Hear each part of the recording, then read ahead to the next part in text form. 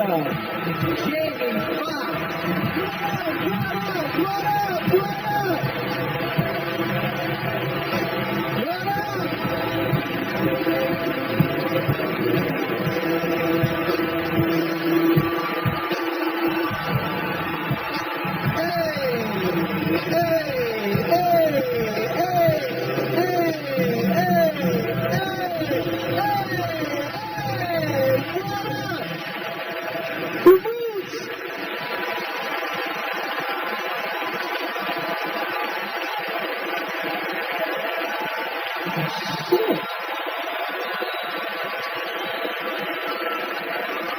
Listen, Eddie was supposed to host the Oscars and he changed his mind because, you know, he just do that type of shit. So before he changed his mind about this shit, because he was on his way out, you can't, you know what I'm talking about. He said, this shit is too weird. I don't like all this shit. Ladies and gentlemen, before I bring him out, I need you on your feet right now. I need you standing on your feet. None of that 47.5% tax bracket acting shit in here. Let's act like we just got some money in our pockets and we're about to bring out a man who is the legend. He's the reason that Keenan and Chris Rock and Arsenio Hall saying that you have your own shit. You're the reason for all of us doing this shit. Eddie!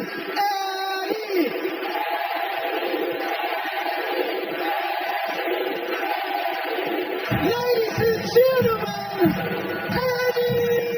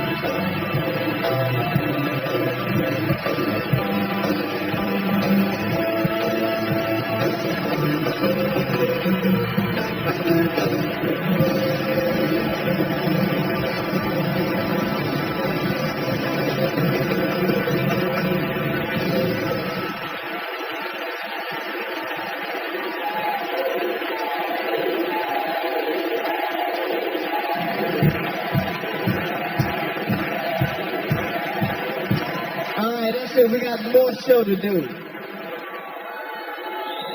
Not one comedian can tell you that they didn't look at Eddie Murphy and want to be like him. Eddie Murphy did something that no other comedian did. Eddie Murphy told jokes so good, he started looking sexy. It was crazy. Eddie Murphy would tell jokes in that leather suit, that red leather. I even tried. I said, every time I did my show, I said, I gotta have on some leather, because Eddie Murphy wore some leather.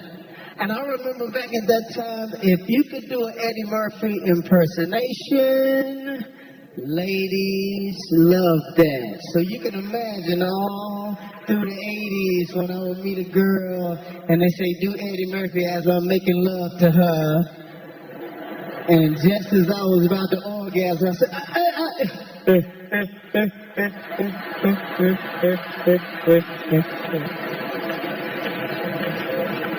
ladies and gentlemen, Eddie Murphy.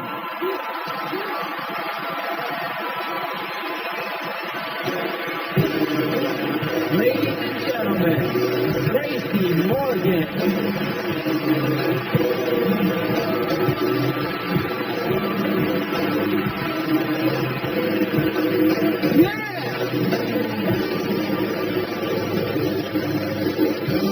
Lemonade, that cool refreshing drink. I always wanted to say that. I'm here tonight to pay tribute to my comic hero, Eddie Murphy. Right there. He's the one that made me want to do comedy. You know, especially when he wore the red and white Pumas, you know. I've seen it. And he's the biggest and the brightest star Hollywood and comedy will ever know. A lot of us wouldn't be here without him. We all want to work with him, and we all wanted to be him. And you know that. Now, he was the Michael Jordan and Ali of comedy, the greatest of our generation. I mean that from my heart, dude. You know, you came on Saturday, was always one person in the house saying, he's on! And we was all there, one TV in the house. We was all there. You know, he's so bad. Eddie is so funny. He made the prettiest aunt in my family laugh so hard she farted. But those are the standards Ed Murph set. You know, if you're going to come correct. But I'll tell you what Eddie's real legacy is. He made comedy sexy. That's what I'm all about, sexy. You see this? I'm only going to give y'all 2 stretch marks. I don't want to make girls just laugh. I want to get them pregnant. Because you know I'm old school. I don't be pulling out. I'm like prison. When I come in, That's it. And I don't wear rubbers. If you ain't willing to die for it, you really didn't want it. I goes all out, my dude. That's my payoff. That's what it's all about. You matter of fact, he taught me fearlessness, so I'm going to let it hang out tonight. Stand straight. That's all right. Don't be ashamed because you want me, ladies. Before Eddie, young men like me, we had to choose between being sexy and being funny. But when Eddie came out with this fine-ass leather suit and delirious, that's when I realized, hey, I could be sexy and funny at the same time. Now I don't have to choose anymore. Now some of y'all might think that this sexy leather suit in these day and age it looks crazy. But remember, back in 1983, it looked even crazier. So thank God that Eddie had the courage to let his sexy side out. Otherwise, I wouldn't be here right now. So I'm here tonight to give props to my man, my comedic idol, Eddie Murphy. The man who inspired me to become the hilarious, funny sex symbol that I am. I told you I patterned my life after you and Evel Knievel. With a touch of Bruce Lee in there. I also walked in his shoes at Saturday Night Live as a cast member. And I felt honored to walk the same hallways as Chris Rock and Eddie. And if it wasn't for those guys, man, they held the door open for me, so I love them very much, and they mean a lot to me. And I'm here to honor him tonight and pay tribute to Eddie's work on Saturday Night Live. I am Derby, baby. I'm David Hill. My name is Professor Shabazz K. Martin. Rahim Abdul-Muhammad. Hi, I'm Butler. Dion, and you're not. Ladies and gentlemen, hey! And I'm a fairy, damn it. I have feelings too. Got it. What a silly Negro. This is the Dumpy story, damn it. And Dumpy does not say damn it. That's it for my new book entitled, I Wanna Be a Hoe. We interrupt our programming to bring you the following special report.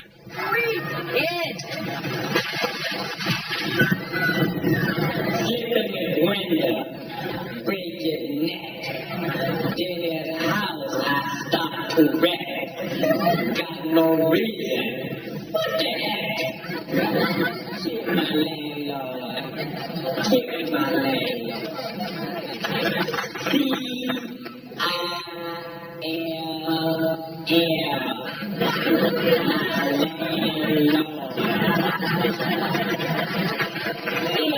One hell of a day in my neighborhood. A hell of a day for a neighbor. Would you be mine? Could you be mine? I hope I get to move in your neighborhood someday. The problem is when I move in, y'all move away. Smoke. You bring the stash, go drive us to the road. Will you be mine? Won't you be mine? Won't you be my neighbor? Hello, boys and girls. We're all alone again today. You know why? My wife walked out on me. Isn't that nice? I'm so glad the bitch is gone. A black man named George Washington Carver developed a new method of soil improvement through crop rotation. So I messed up. Shut up!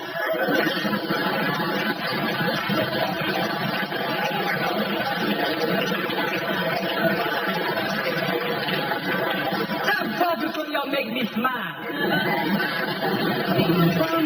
I'm the one breaking.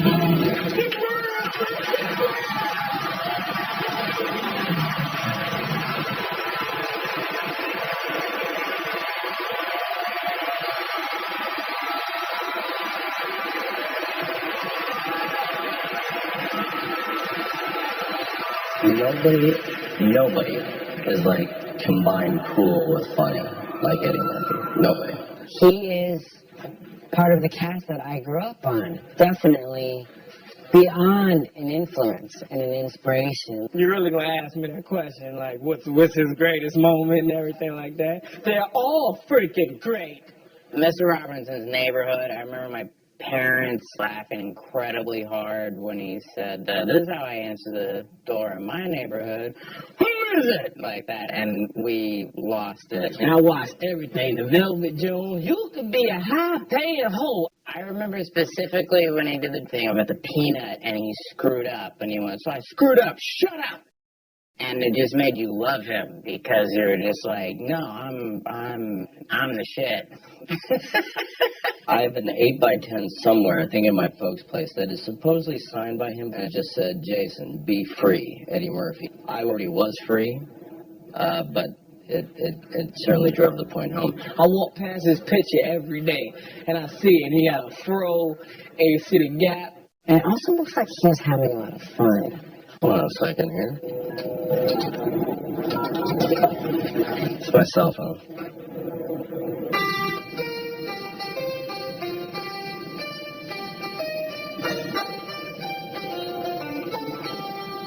Let me tell you something. Eddie Murphy is the greatest of all time.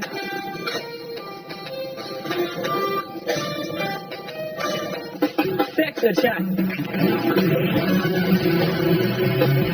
He's funnier than us. He's cooler than any of us. He's got more money than any of us. Eddie Murphy, One Night Only is brought to you by the all-new Dodge Dart. New Rules, Quiznos, Toasty,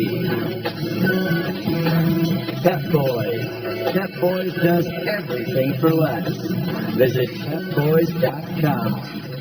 And Crown Royal Glass, bold as bourbon, smooth as Crown. Please drink responsibly. Please welcome Charlie Murphy.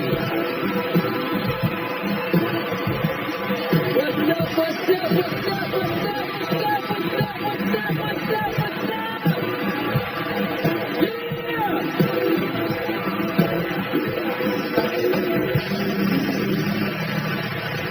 everybody doing tonight? Oh, man, well, I am glad to be here, man. I am so glad to be here. I want to say for myself and for my mom who's in the back, and I know she's having a great time, thank all y'all for coming tonight, man. Thank you. This is a tremendous honor, you know. What I'm going to do tonight is I'm going to take y'all back, because, you know, everybody in here is kind of familiar with, you know, Eddie's career, you know. I'm sure of that. What y'all ain't familiar with is the fact it was a career before that. The Eddie Murphy as a kid, the Eddie Murphy, yeah, the brother. Because people ask me all the time, what was it like growing up with Eddie Murphy? And I always say, just like it was growing up with your brother, but that's not the truth. See, it was different. See? I remember when he was a little boy, him looking at the TV and saying, when I grow up, I'm going to be on that. And when he said he was going to be on that, there wasn't nobody black at the moment on television. So, of course, the whole family was looking at him like he was crazy. We didn't know, see? He was already a comedic genius in the making. We didn't know what was in our midst. As we were growing older, me and Eddie used to engage in what we call snaps, jokes, or whatever, you know, about each other. I didn't know that I was engaged in a snapping contest with a comedic genius.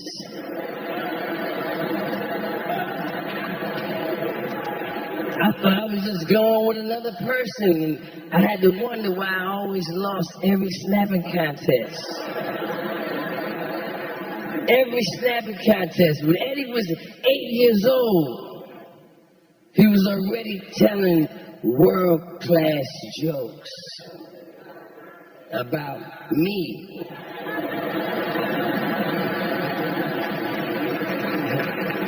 We have a little rivalry. Because people always ask, is there a rivalry between you and Eddie? Yes, there is.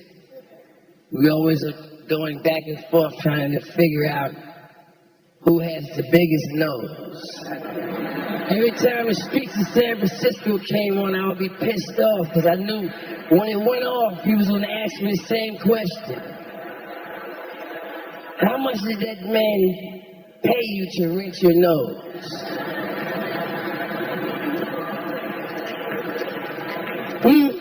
When he was 9 years old, we got into a snapping contest. And I'll never forget, he told me, my nose looks like an upside down Black Power symbol.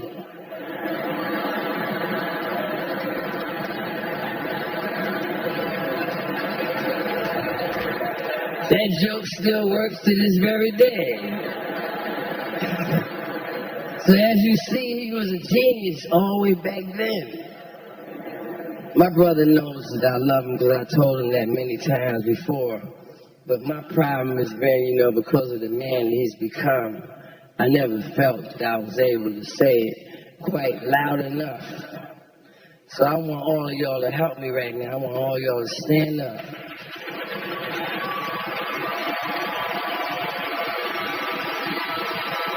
I love you, man. I love you. I love you. Thank y'all, thank y'all, thank y'all. Eddie, Eddie, Eddie.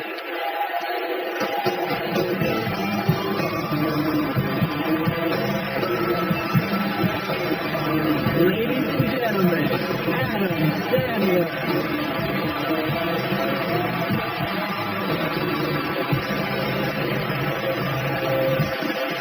Thank you. Thank you so much. Thanks a lot. So happy to be here to talk about the great Eddie. Sorry about the way I'm dressed. I really am. I was going to wear a suit, but Tracy took it. So, that bastard. Okay, I'm going to read it from here, all right? I wrote this. Okay, here we go. I'm a little shaky. I'm nervous, Eddie. I love you. All right, here we go. I am Adam Sandler. I'm here to talk about one of the most legendary stand-up specials of all time, Eddie Murphy's Delirious. Yeah, baby. In 1983, when Delirious first came out on HBO, I was a sophomore in high school. I couldn't believe how funny, cool, and badass one man could be on stage. As I watched, I said to my father, I want to be that guy when I grow up. My father said, you can't, you're not black. My mother said to my father, as far as you know. Then she winked at me. The jokes and the funny stories from Delirious took the world by storm. The next day, you could not walk down the halls of my high school without hearing Goody Goo Goo Lemonade. Now that's a fire! Everybody on the planet wanted to be Eddie. And now, 30 years later, everybody still wants to be Eddie.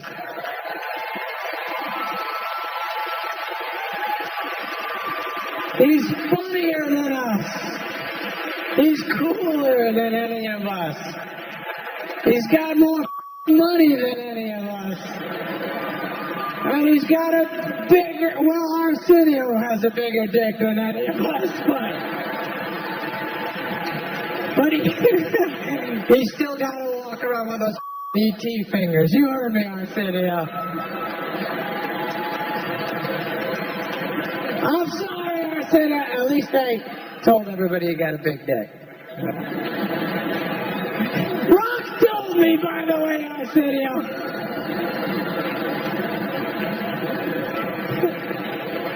All right. But back to me wanting to be Eddie. The truth is, I wanted to be Eddie Murphy so bad that I tried to do everything he did in his career. I started doing stand-up at the world-famous comic strip in New York City like he did. I got on Saturday Night Live like he did. I got the same manager like he did.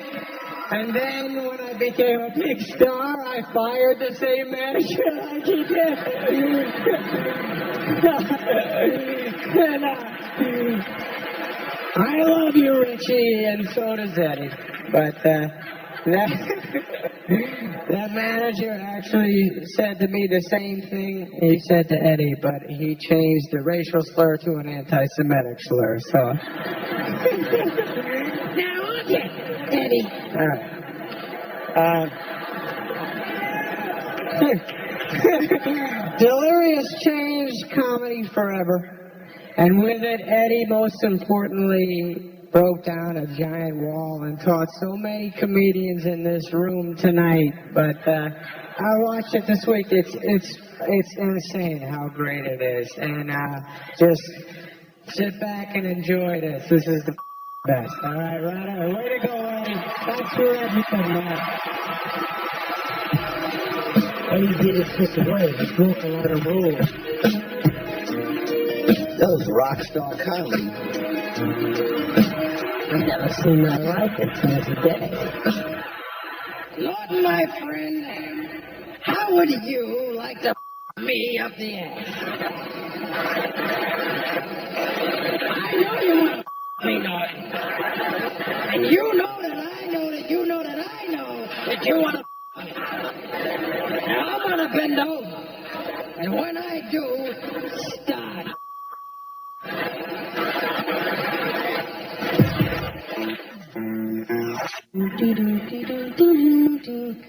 I say,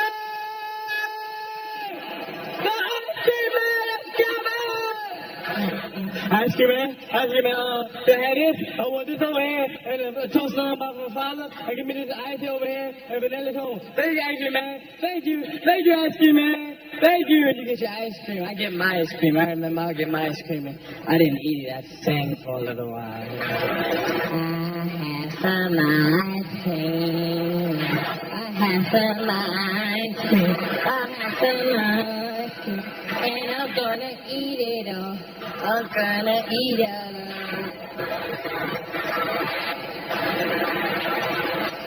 The ice cream be running all down your arm and shit. Yeah. Ice cream. No, if one kid on the side didn't get no ice cream, the kids don't care. They go, you don't have no ice cream. You didn't get none 'cause you are on the welfare. You can't afford it. You can't afford it. And his father is the alcoholic. Yes, you want to eat some of my ice cream, but wanna lick? Like you want some ice cream, you want some ice cream. Cause if you eat all of my ice cream, you cannot have some, you can't.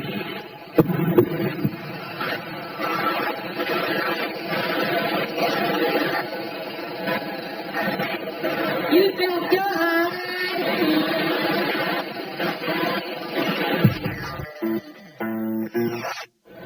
And my pops be up every 4th of July, man, every cookout. And black men like to claim the house when they're drunk. Men, period, I think, man, like to just claim their house. They want you to know if you drunk and if they drunk and you in their house, that it's their house. My father stand up in the middle of the cookout and say, it's my house. You know what it is? And if you don't like it, you get the out. I don't give a. I don't give a. I pay the mother bills in this mother. And hey, kiss my ass if you don't like it. Yes. Then he attacked the whole family, right? He said, Gus, that's the question. Come here. This is the question, Gus. What the is wrong with your wife? Why can't she walk the flight of steps? You come over every mother year, Gus, and you burn down the mother backyard, and your wife rips down the steps. Why? I work hard to get my place beautiful. Look at the mother steps that up, Gus. Why can't she walk the steps? You know why your wife can't walk the steps? Because she's a fat, hairy bitch. That's right. But you know what it is, Gus? I figured out about your wife. And I'm going to say it, and my wife, I'm going to what my wife said, she can shut the up. I'm going to tell you something. I figured out about your wife. I know where you met your wife.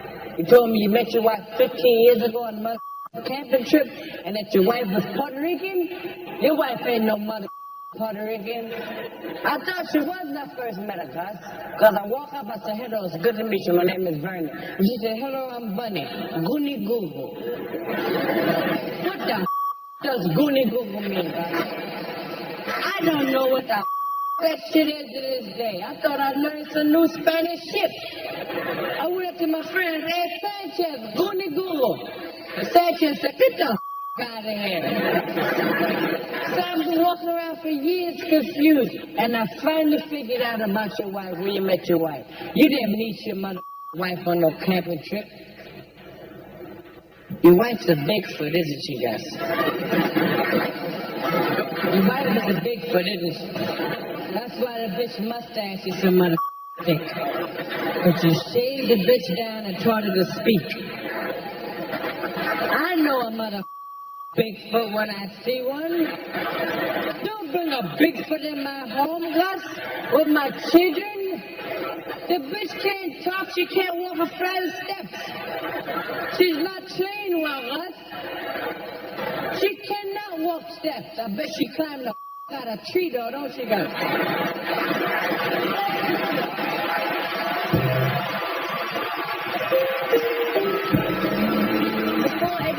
It's easy to wear tight trousers. He is the Rosa Parks of tight trousers.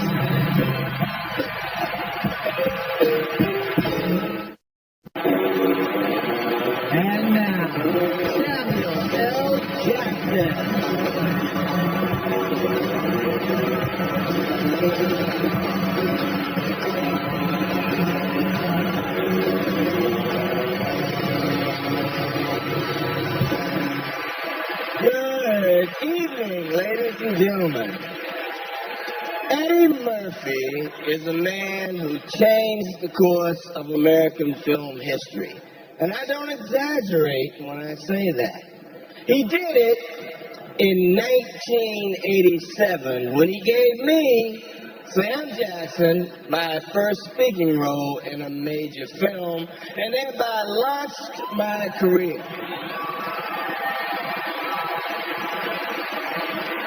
If it weren't for Eddie, we might not have all the wonderful films that I've made. It all started right here in a groundbreaking dramatic role.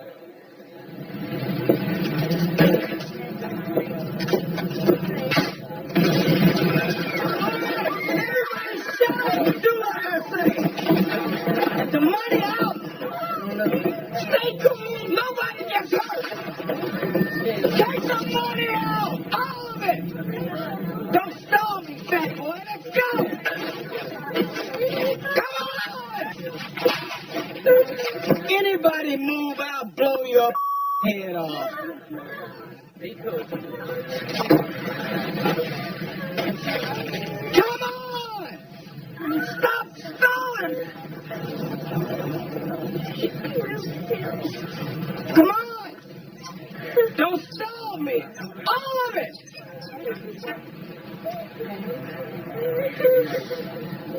Excuse me for a moment.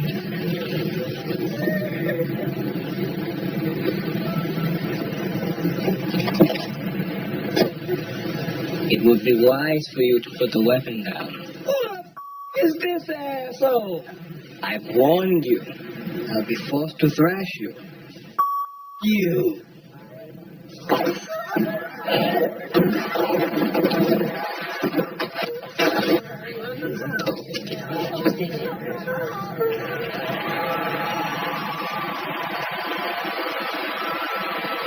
I wish I could tell you some funny story about how I was first introduced to Eddie on the Coming to America set, but actually, I never was.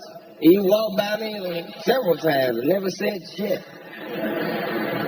Except when he was thumping my ass with that broom handle in front of the camera. And I've always hoped that he would get cast in a Star Wars film so I could pay him back with a lightsaber. This was around the time Eddie had first appeared in the Guinness Book of World Records. He appeared in 1987 after making Raw. He was cited for using the word the most times in a film. 223 times. Now, that's quite an accomplishment. And I personally found it inspirational. I figured if a mother like Eddie Murphy could make it by using the F word over and over, and a good-looking motherfucker like me could go a long way just using the word most. It was obviously a lot more than one word that launched Eddie Murphy. He is a true movie star. He demonstrated that in the early 80s when two massive films transformed his career and the motion picture business in general. 48 Hours turned Eddie from a TV comic into a full-blown action movie star. Then came Beverly Hills Cop, which not only made Eddie into a Beverly Hills homeowner, it turned him into the international superstar that he still is today.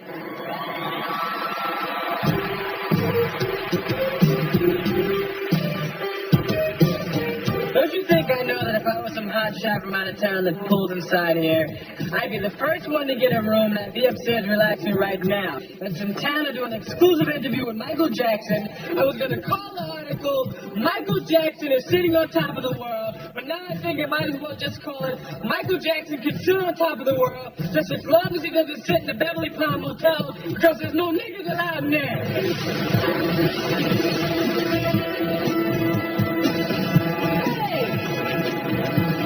This is the cleanest and nicest police car I've ever been in my life. I stayed for a while because I ordered some pizza.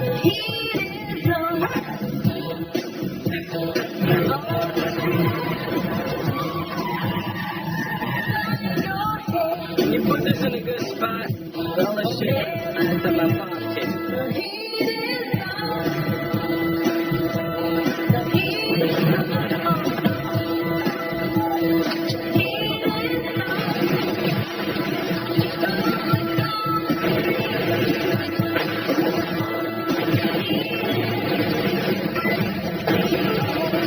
You're not gonna fall for the banana in the tailpipe?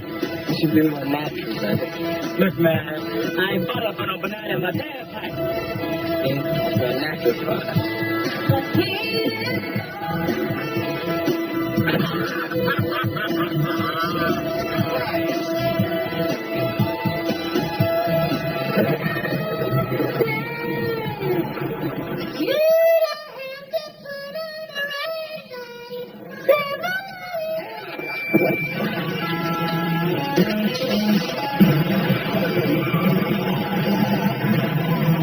We partners, we brothers, and we friends. And if things get your way, you're gonna be sorry you ever met me. I'm already sorry. $500 suit on, you're still a lowlife. Yeah, but I look good. I'm looking for a little boy by the name of Billy there. Never heard of him. Heard of him now, man? Alright, listen up. I hate rednecks. You people are rednecks. It means I'm enjoying this shit. I'm trying to cockbar you. You know what I am? I'm your worst nightmare, man. I'm a nigga with a badge. I mean, I got the mission to kick your ass whenever I feel like it.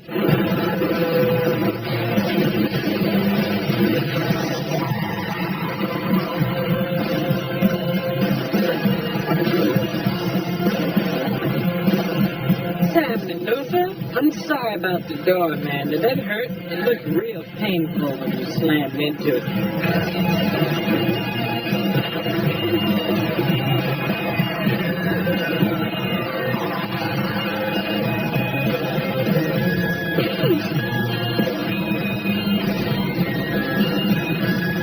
New sheriff in town. And his name is Reggie Hammond. Tell me a story. Oh, that's one of my favorites. Please welcome Russell Brand.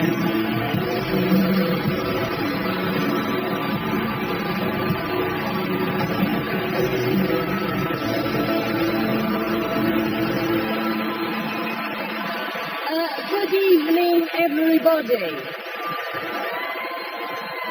I've come, yes, good evening, thank you. I've come here from England to honour the great Eddie Murphy. Eddie, thank you. I'm honoured to be incorporated here. As an English person, I'm automatically the most white person that will be involved in these proceedings, and that is an additional honour.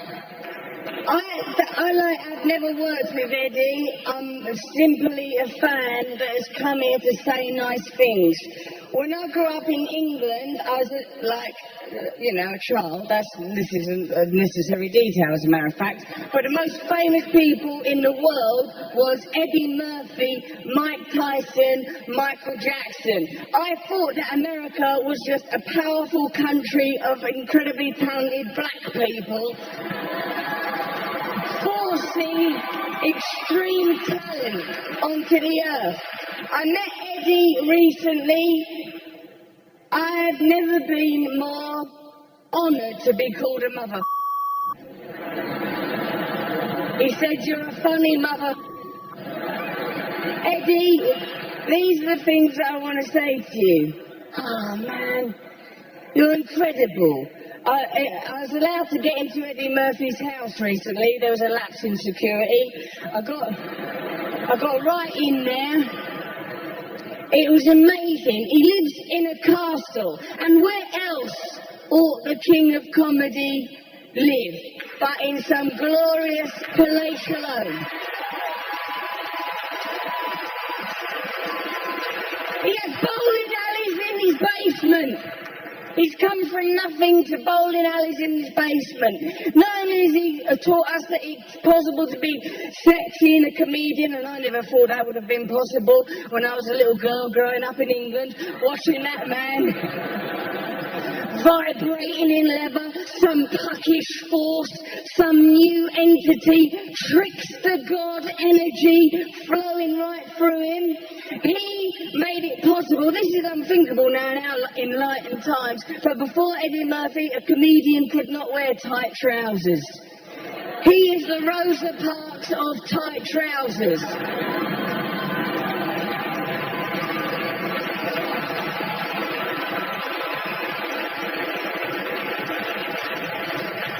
I'm very, very honoured to be a part of this. I would forgive you anything, even as an Englishman. Have all the Spice Girls for all I care. There's not enough Spice Girls in the world. We are in the company of a great man tonight. Let's celebrate him, let's honour him, let's look forward to more Eddie Murphy movies, and let's enjoy him and beam love right at him. Let's have a look at Trading Places.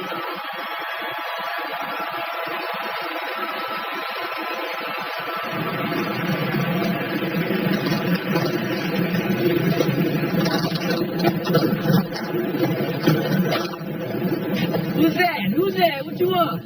Police. We've had some complaints about con men pretending to be blind and crippled.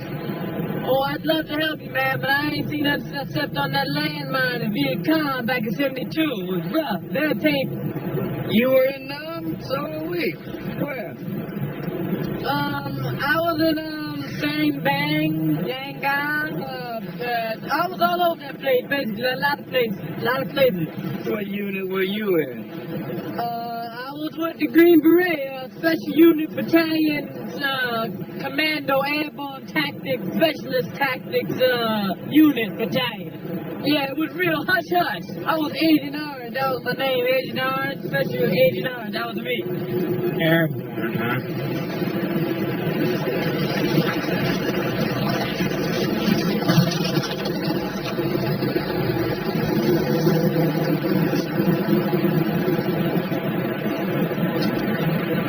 I can see!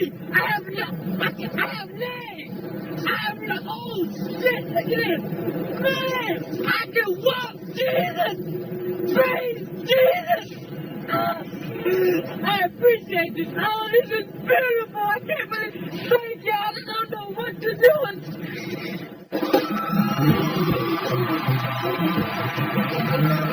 And about 3 weeks in, I got my first white girl.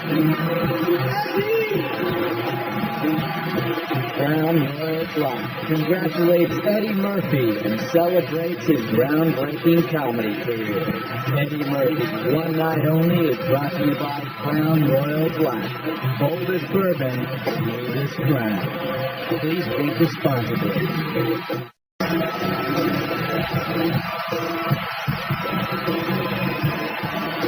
Ladies and gentlemen, Chris Rock.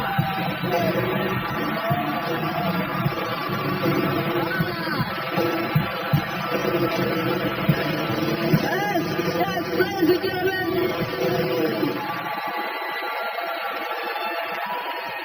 We all gathered here tonight to honor the great Eddie Murphy. I'm one of the many comedians out here. Me, Martin Lawrence, Chris Tucker, Dave Chappelle, who has been called the next Eddie Murphy. And not We're not the next Eddie Murphy. I said a lot of cool people in. I see Judge Reinhold in the house. That's right. That's the Beverly Hills cop table. The Pluto Nash table's way up there. Them niggas didn't even get in tonight. No. I have known Eddie Murphy for a while. I met Eddie years ago. This is a true story. I met Eddie at the comic strip. He saw me perform. And this was before Eddie was met. This was like, I met the real Eddie Murphy. I didn't meet Dr. Doolittle, okay? I met Eddie Murphy in a leather suit, like a green, livid leather suit with boots on. People think he used to just wear that doing stand-up. This nigga used to walk around with that shit in Kmart, okay? For real.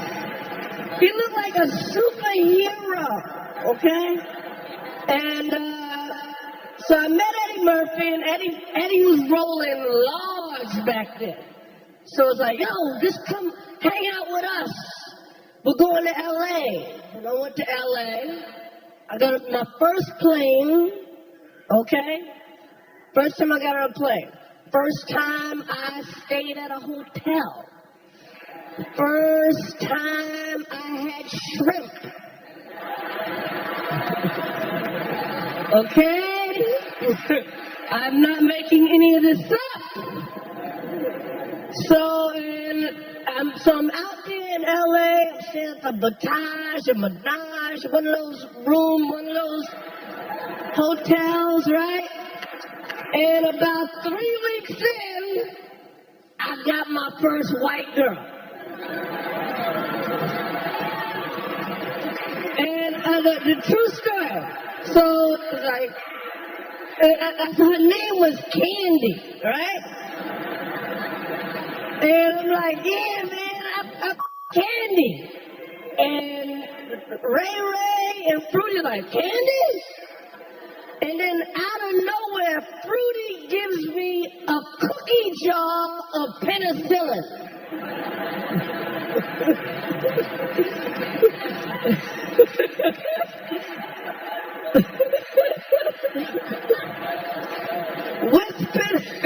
This is before AIDS or anything. That's how they was rolling. Cookie jar of penicillin.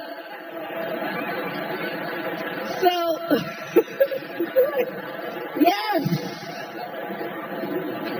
Anyway, years later,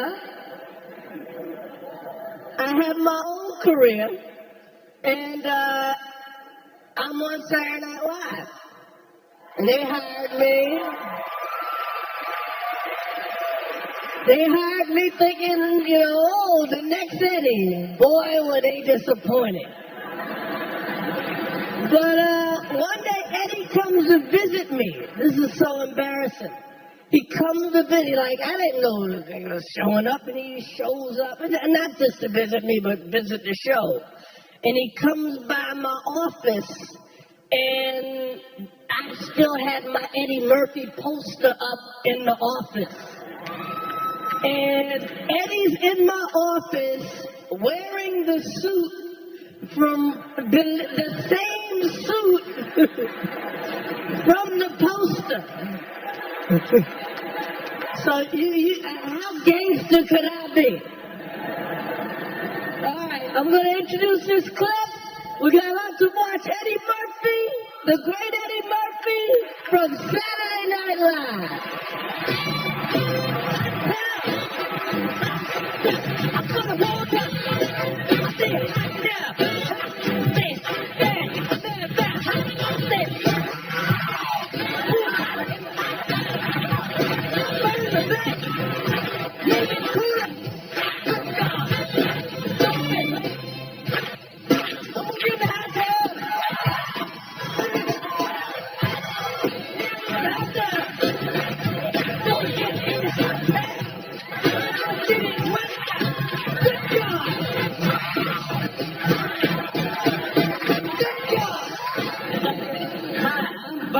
Remember me?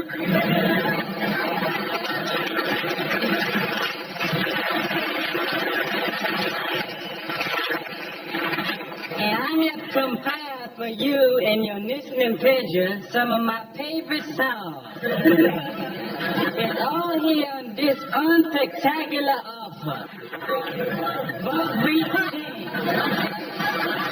Take a whiskey.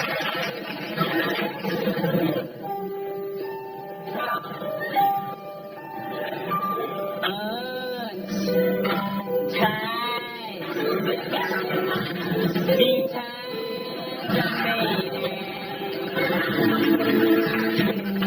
Yes, they're all here.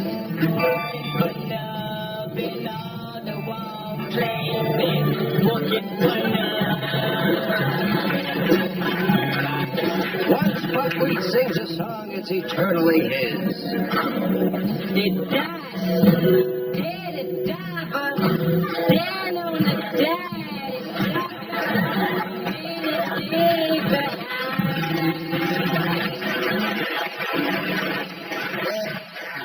My son, don't even know the words.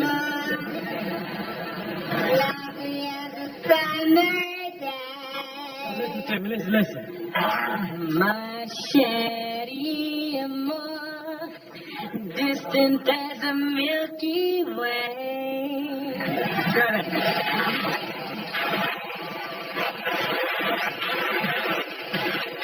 My shanty more pretty little boy I adore. You're the only girl heart beats for. How to feel what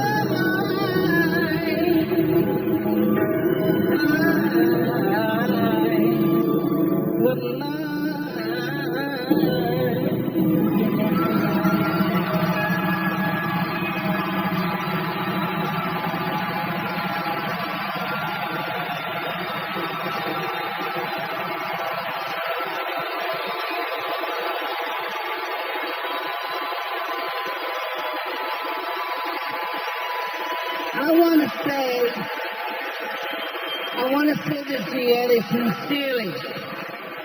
You know, what I always liked about your humor is that not only was it funny, but even the person that you were talking about could laugh about it too. To me, that's real humor. I just congratulate you tonight, and I too have watched some of your movies. And the one that I mean, a lot of them I really enjoyed, but the one I liked was Coming to America. But it was close to me because there was a song that you did that I liked as well as a little boy.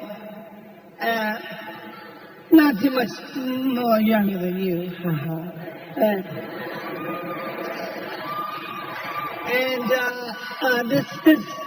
This here, I'm still just learn how to play this instrument. It's a high pitch, you know what I'm saying? And this is a song I like we did in this, okay? So get it right. Someone to care. Someone to care.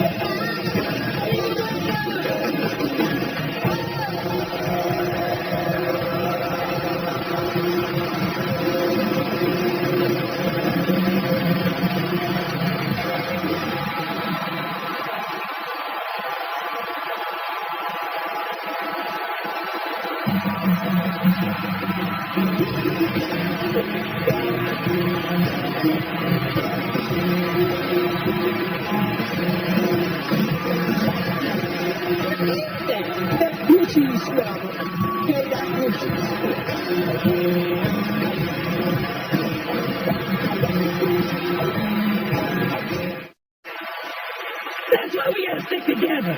You gotta let me stay, please, please. Okay. For tonight only. What you do? Now this is gonna be fun. We can stay up late swapping manly stories, and in the morning, I'm making waffles.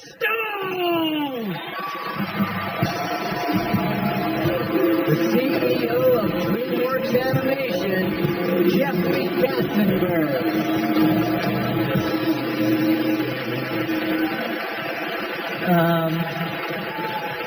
So everybody realized that Eddie Murphy and Stevie Wonder were just up here jamming like crazy. Wow.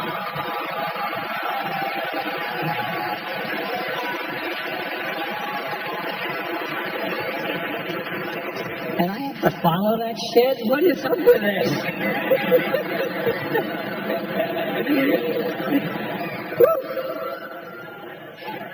I actually feel very, very privileged to be a very tiny part of Eddie's early career. He and I met together. I was a young executive at Paramount and was lucky enough to have my star hitched to his star as he went on to make 48 Hours, Trading Places, Beverly Hills Cop.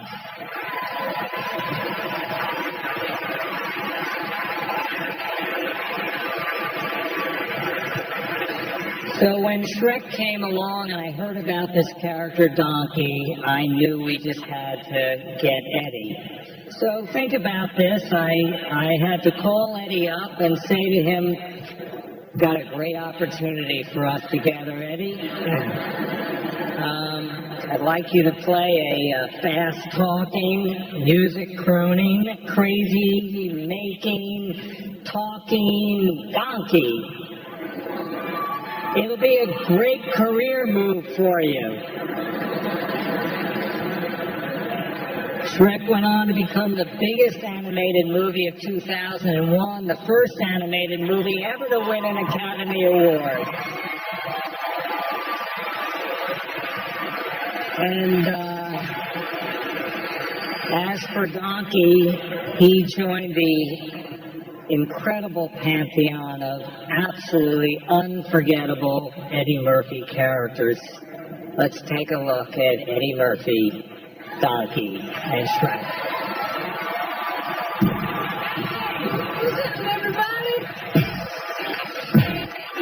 Donkey! This is gonna be fun. We can stay up late late, swapping manly stories, and in the morning, I'm making waffles. Oh! Fred, did you do that? There's no way to behave in front of a princess. Thanks. She's as nasty as you are. You love this woman, don't you? Yes. You want to hold her? Yes. Please her? Yes. And you got to try a little tenderness. I know you probably hear this all the time from your food, but you must bleach yourself because that is one dazzling smile you got there. Look, a little kind. Look out, sir. You got a piece. I'm obliged to accompany you until you have saved your life and you have spared mine. I'm sorry. The position of annoying talking animal has already been taken. Please eat my fake plants and send my hooks to my phone. Oh. Hey, what's that?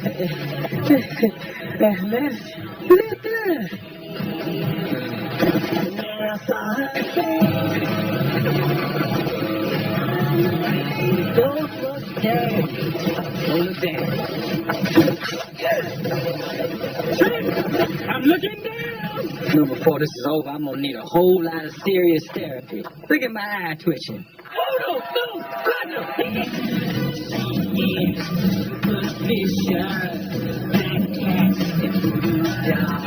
Give me that side. Please. Hey, baby. What? Try this place.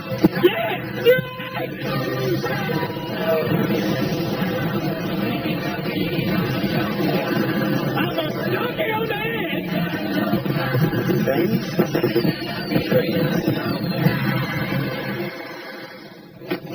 I think that went pretty well. donkey.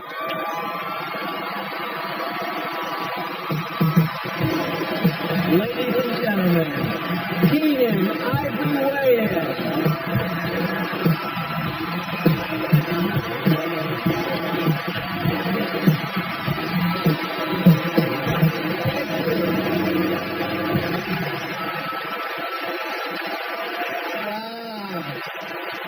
Thank you very much. You know, when they asked me to do this tonight, it was a little weird. Like I didn't know, like what would I talk about, you know? And I'm listening to everybody else talk throughout the night. The one thing that I have in my friendship with Eddie is that I really know him.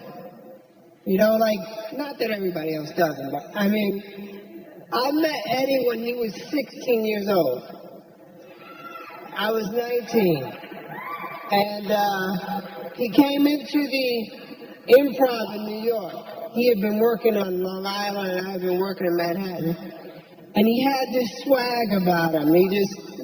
He was always like the coolest guy. Like he walked up to me and he goes, "What's up, man? I'm Eddie Murphy." I was like, "Yeah." He goes, "I thought I was the only funny black man in New York, but I guess there's two." And like stuck his hand out.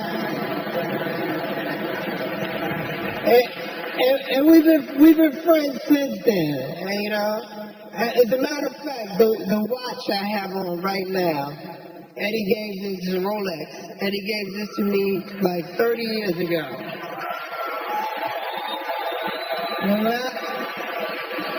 And I held on to it. In case I didn't make it, I always figured I could sell this shit and get some money for it, so. Okay, here's what's funny about Eddie. Like, you see it on screen. You see this, like, cool guy. He really is that. Like, that's not fake. Like, here in Hollywood, we go out to clubs, and it's different now. But back in the day, they wouldn't let brothers in clubs. No, they had like a two-brother minimum, and that was it. And I remember we went to this club in Hollywood, and it was about 10 of us. And the bouncer was like, sorry. I mean, I know you're Eddie Murphy, but I can't let all of you in. I'll tell you what, I'll let 4 of you in. Eddie said, okay. He said, 1, 2, 3, 4. He said, y'all go in, tell every fine girl in there I'm having a party at my house. And he left. And 10 minutes later, the whole club left.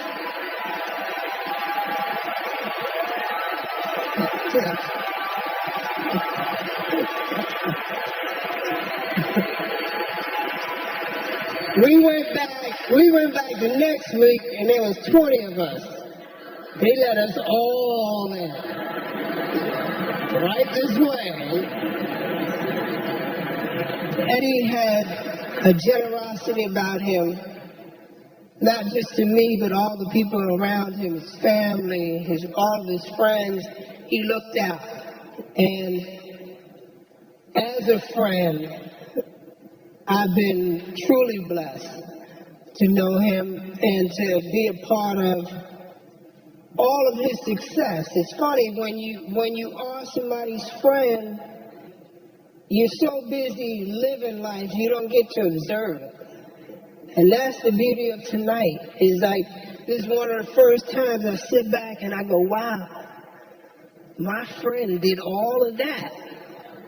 You know what I mean? And I was there. You know, I was right there watching it happen. You know?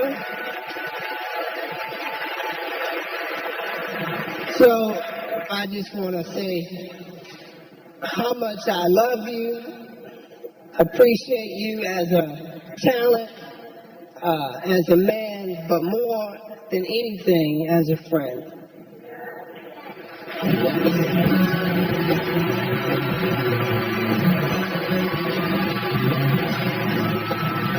And Sammy, put on, you have to catch shoes. Are you going to come over and go dance for the people, because that's what they want. Are we going to tap?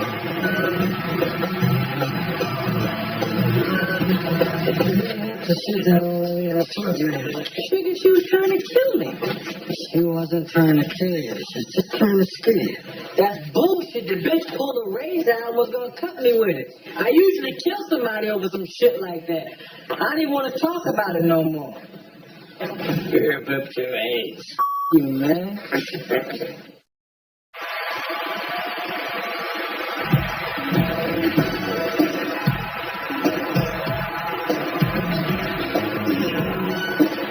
hope you don't mind me coming over and sitting down. But I've been watching you all evening. And I want to tear you apart. And your friend too.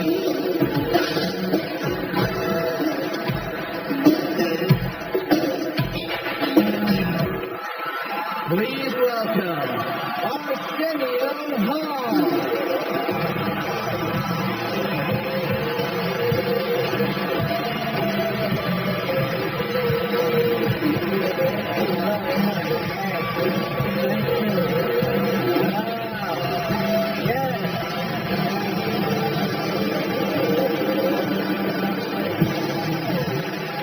Yes.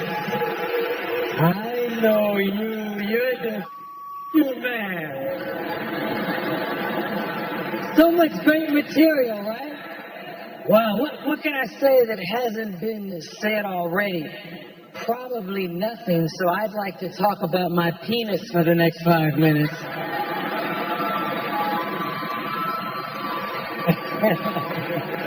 Yo, man, doesn't this feel good? We're having a great time. You loving this? Yes. Yes. You and I have watched shows like this. You showed me a special with Sammy Davis Jr. being paid. Yeah, wasn't that did you all see that? Sammy Davis Jr. They paid tribute to him, and the coolest part of it was Gregory Hines was dancing, and then he went over to Sammy. And it was the greatest moment in television. He handed Sammy tap shoes. And Sammy put on the tap shoes. Are you going to come over? We're going to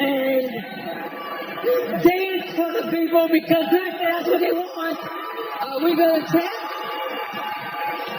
Right? I don't quite want tap. Oh, okay. But I know they would love for you to grab a mic and do what you do, or come and do stand-up, like spontaneously. Just do an hour of stand-up. Just come up here. Now we see this show. Eddie Murphy. Wait. He got something to say. Wait, that's the obvious choice. Wait. I'm sorry. That's the obvious choice. No.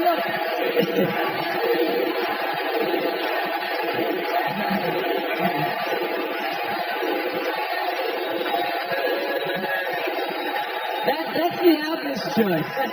He said that's the obvious choice. Yes, sir.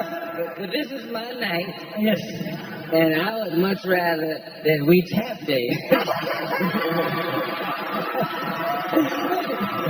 Let me go read the prompt, right? I will go read. Hey, man, I remember the day you called me and told me your idea for coming to America. And I can't, yes, he told me on the phone. And he said, but there's something missing. There's still something missing. And the next day you showed me a yellow pad, and on it you had started to write different things about characters. You said, yo, man, when I come to America, I should be all the different people I meet, because they wanted me to do characters since I left SNL. And that's how that whole thing was developed. And I wasn't for it. I was like, yo, man, you know, what's really important about your career is when you work, a lot of black actors who wouldn't work get to work. And if you do all the characters, they're not going to get jobs, right? So, I mean, I have to be devil's advocate. And like usual, he wasn't paying attention to anything I was saying. And he said, and you can play a bunch of characters too. And I was like, them niggas, let them get their own jobs. You can't save the whole town, you know?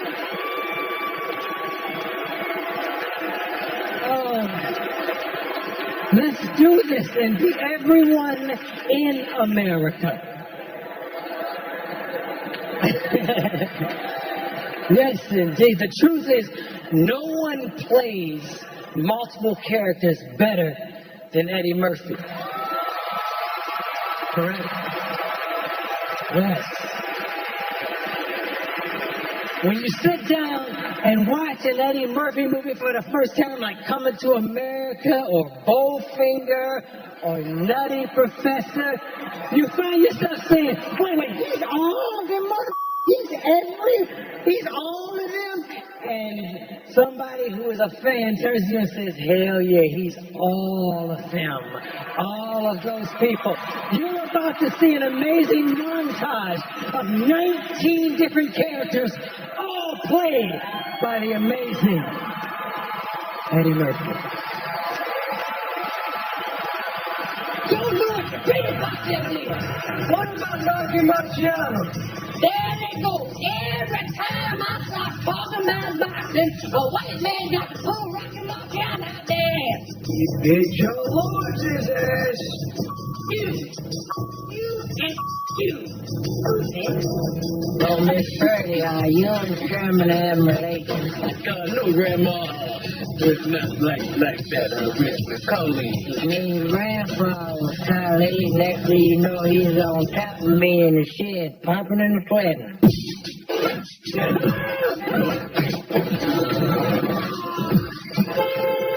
Scientifically prove that you was adjusting my weight. I missed that. Would you be willing to show your naked rear end in a movie? Yeah, I guess so. Yeah. Wait a minute. I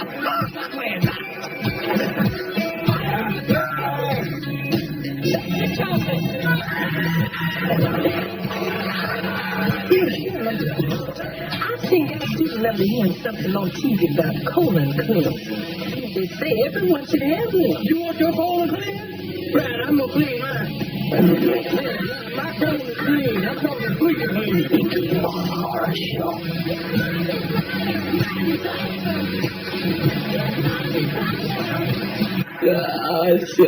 And cut.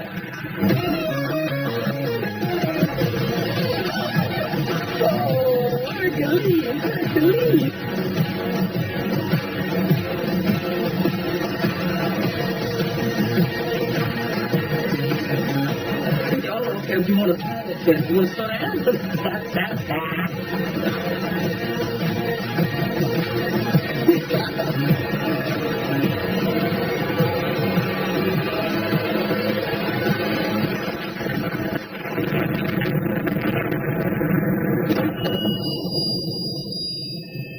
That boy is good. Good and terrible. Wow. The LeBron James of comedy. You're the shit with extra butter, my man. God bless.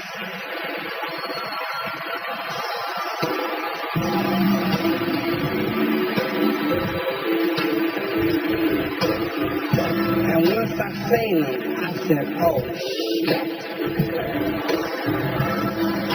I got work to do. Eddie Murphy, One Night Only, is brought to you by Crown Royal Black. Boldest bourbon, smoothest crown. Please drink responsibly. Quiznos, Toasty, and the all-new Dodge Dart. Dodge, new rules.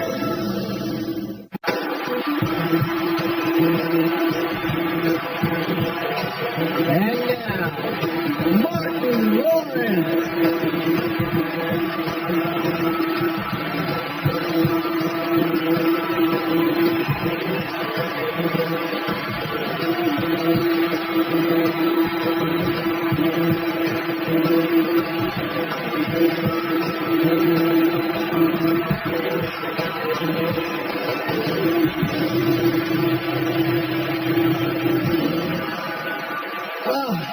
All is good. Hello, how are y'all? How are you doing?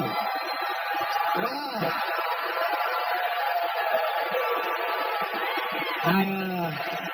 I remember the first time I ever seen Eddie in concert. He was at the Richmond Coliseum, and I was living in Maryland. I was a young comic. I thought I was high. I just knew I was doing my thing. And I drove 2 hours by myself to see Eddie Murphy perform at Richmond Coliseum. And once I seen him, I said, oh, shit. I got work to do. So I drove all the way back by myself, just in days, just doing this shit. I said, I can't believe it. I said, this has got to be the baddest man I ever seen. Then I got an opportunity to meet him. I said, I got a chance to meet my hero, the man. I seen him in a club, and I walked up to him. I said, hey, Eddie Murphy, I'm a big fan. I just want to say hello. I was wondering if I could take a picture with you. And in true Eddie fashion, he said no. Do you remember that? You don't remember. So I took a picture with Robert Townsend.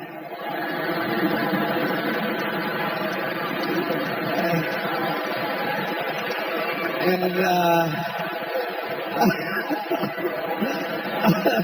what else, man? Raw.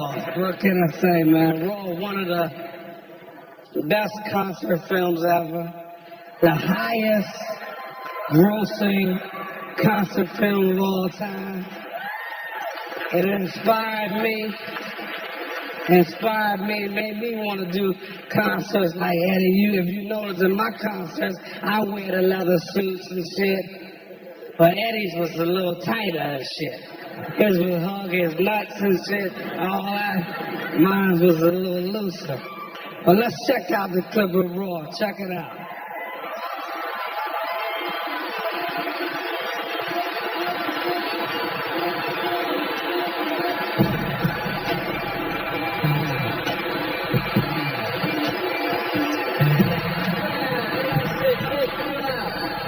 You watch the Bill Cosby show?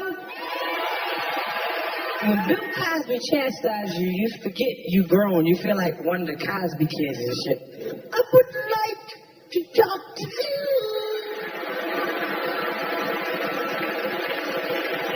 about some of the things that you do in your show. I saw a man that called Richard Pryor's house up and said, yo, Richard, Bill Cosby just called me up and told me I was too dirty. Well, tell Bill I said have a Coke and a smile and shut the f*** up.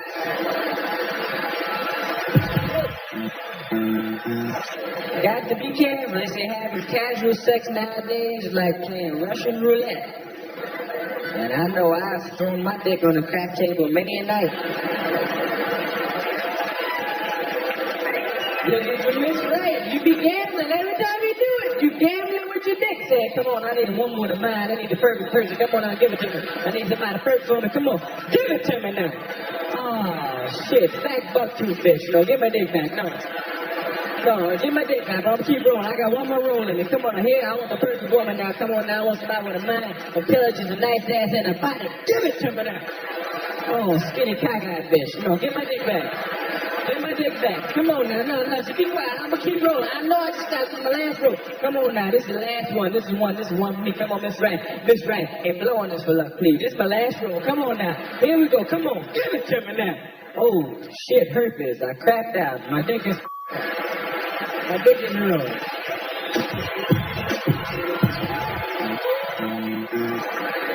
I said, where you going? You don't own me. You my woman, ain't you? I don't see no rings on these fingers. You want to put a ring on this finger? Well, then you don't own me in, okay? First of all, let me tell you, I don't give a who you are or what you have, okay? You got a whole lot of nerve to come inside and ask me where I'm going. I come and go as I please. I don't answer my father. I ain't going to answer no man either. Ain't no man going to tell me where I can go. I come and go. You got a whole lot of nerve. Who the hell do you think you are anyway? Or come and ask me where I'm going? Nobody owns me. I own myself. I'm my own person.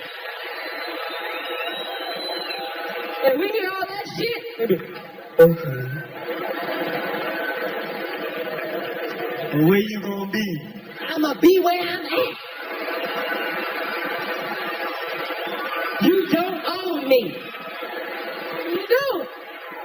You don't own your woman. Wait till you gonna put a ring on my finger. That shuts you right up. You say, okay. But you don't. I know you spend a lot of your money on your woman, and I know you go to the movies, and you go to get the ice cream and the candy and the flowers and the anklets and the bracelets and to help her get some clothes, and you spending all your money on shit you would never spend it on, but you don't own her. So theoretically, that pussy's on lease. And you're leasing the pussy with an option to buy.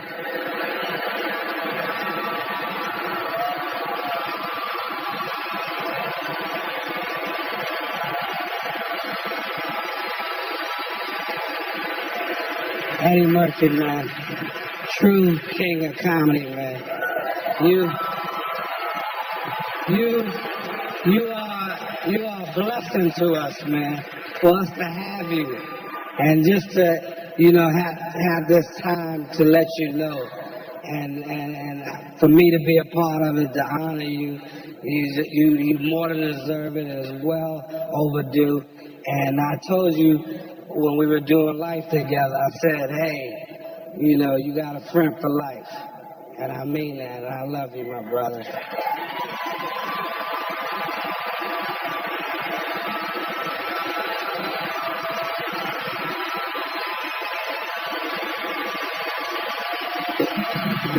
I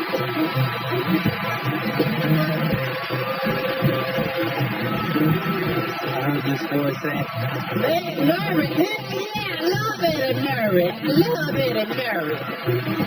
If you have watched Saturday Night Live the past few months, you already know my next guest. He's emerged as one of the brightest lights of the cast on that show, and this is his first time on the Tonight program. Would you welcome Eddie Murphy? Eddie.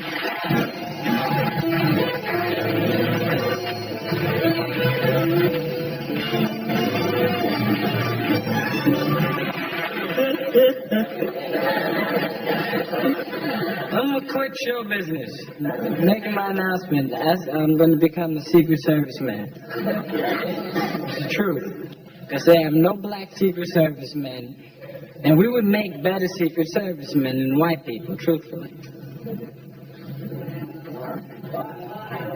Because we're more menacing. We are. See, we have a different rhythm to us. We see somebody that looks suspicious, we just walk over to the guy and say, "Excuse me, man, you crowd Mr. President."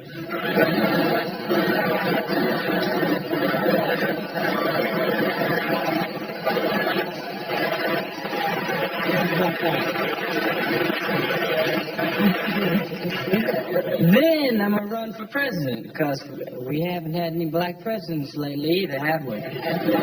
Somebody black should run. It'd be different. There's nothing to lose. It'd be fun, man. It can't get no worse than it's been the past 100 years. I figured, why not take the risk? Everybody's afraid to run, though, because they know that even though it's 1982, it's still a risky business to be the first black president.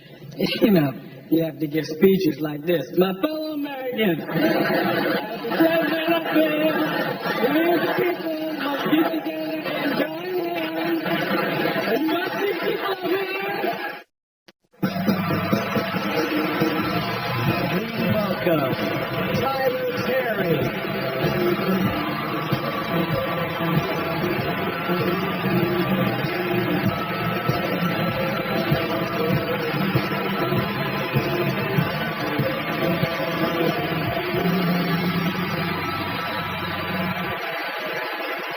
Good evening. Good evening. Good evening. Mr. Eddie Murphy. Mr. Eddie Murphy. I don't have a teleprompter. I just wanted to come out here and speak from my heart. When I was asked to do this, two things came to my mind. One was I heard this voice saying, Eddie Murray, hell yeah, I love Eddie Murray. I love Eddie Murray. but the more serious side of me wanted to just come and say thank you. Because what you have done, my friend, is nothing short of remarkable. And a lot of times you can be inside of your life and you miss the incredibleness of it all. You have blazed a trail for a generation, for all of us to look up to aspire to hope to. I look at, man, when I saw you do all of those different characters, I didn't even know that was possible. And I tried my best, but I'll never be as good as you are at what you do. You are brilliant, my friend. Brilliant. It is, as I look at your mother and your family, it is my prayer and my hope for you that all the laughter and the joy that you brought to everybody in the world, that it comes back to you and your family a millionfold. You 100% deserve it. You are one of the biggest stars in the world. You are a comedic genius. And listen, he's a virtuoso. So what happens is, if he wants to switch it up, he does. So you're watching him and all his comedy, you're enjoying yourself, but then he'll switch it up and he'll do something like play James Thunder Early in Dreamgirls. And now, Let's go get this money now. you can take your way to the top, right down. Try that part right there, baby. Clap your hands. Hey,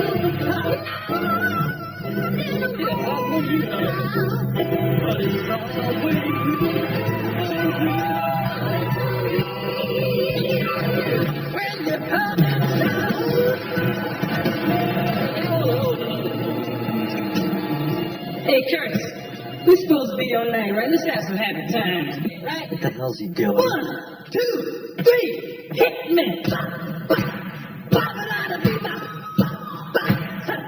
Yeah, baseman. Come on up. 1, 2, 3.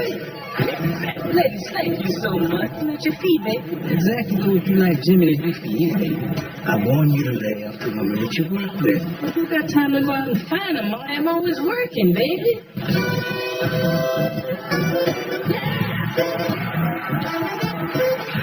Oh, this man is handing me a line of crap. Hey, Curtis, let's rock. But Jimmy Curtis got a home in the hills. Mercedes Benz. Hot swimming pool, got lots of friends. But Jimmy won't know. Jimmy won't know. Jimmy won't. Who was the first one to wear shiny clothes? Little Richard. That was me, baby. I started that. You remember that burgundy jacket I had with the bolt lighting on the back? Lightning was in glitter. I can't do both. What I can do, baby, is show my soul. Jimmy got soul. Jimmy got soul. Jimmy got soul. Take it out. Jimmy don't belong to no one.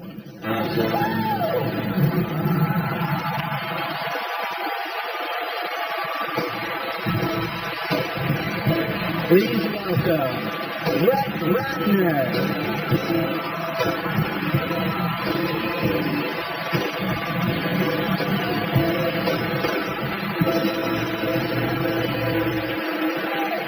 Good evening, ladies and gentlemen, and welcome to the 84th Annual Academy Awards. Oh, I'm sorry. My bad, Eddie. I'm sorry. My bad. I'm Brett Ratner, and I directed Eddie and Ben Stiller in Tower Heist. Thank you. Which was like a dream come true for me. Let me explain. When I was just a little Jewish kid growing up in Miami, I saw a movie called Delirious. I had never seen anyone as funny as Eddie before. He made me want to be a director just so one day I could work with him. And then I saw the movies, guys. I saw 48 Hours. I saw Beverly Hills Cop. But the one thing that inspired me more than any of the movies, more than the stand-up, more than anything else, was this. Hit it, Questlove.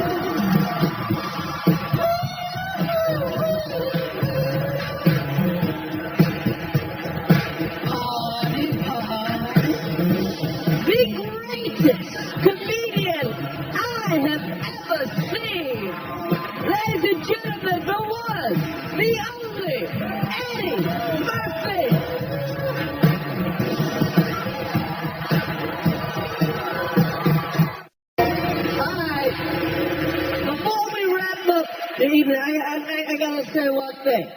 We see Eddie Murphy in movies. We see him on, do stand-up. We see him on Saturday Night Live. But people don't realize Eddie is actually funny off stage. People don't realize that every time there's a fight, there's a party at Eddie's house, and all the baddest comedians in the world get together, and people always go to me, who's the funniest one? And I grudgingly, I go, Eddie's still funnier than everybody. And here's my favorite Eddie story. Eddie, me, way before I got famous, I think it's Keenan, Arsenio, and 20 black guys at the China Club. A white girl runs up and goes, Eddie Murphy, I love you.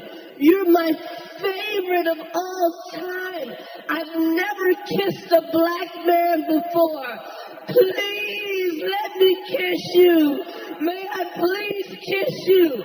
And Eddie looks her in the face and goes, well, you can't start at the top. You gotta kiss one of these broke niggas first.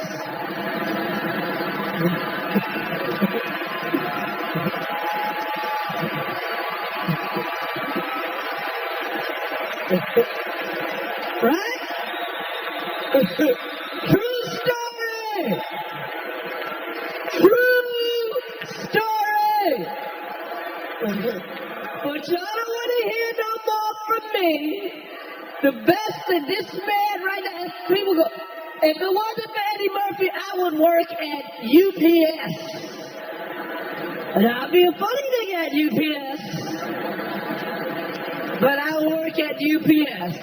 But ladies and gentlemen, allow me the pleasure to bring to the stage the greatest comedian I have ever seen. Ladies and gentlemen, the one, the only, Eddie Murphy.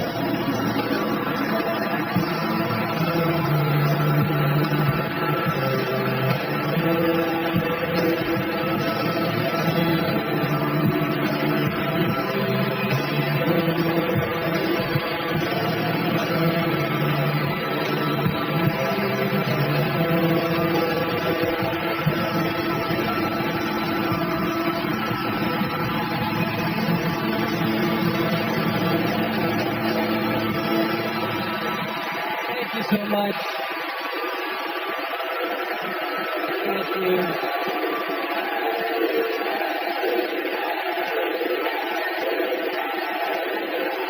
Thank you. Thank you so much. Thank you. I am a very, very bitter man. No, and to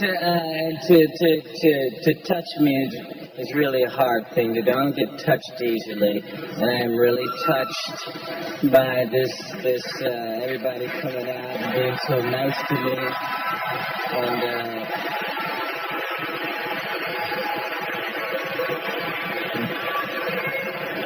but this is really incredible, and I look out and see so many people that I've known for years and years, and people I haven't seen for years, and this is really a touching, moving thing, and I really appreciate it, and I love all of y'all, and y'all been sitting here all this time, and you know what it's like when you have something like this? It's kind of like, you know when they sing Happy Birthday to you? It's like that for like 2 hours, somebody singing Happy Birthday. And just keep hearing people say, Eddie is so wonderful, Eddie, and I am Eddied out. I'm Eddied out.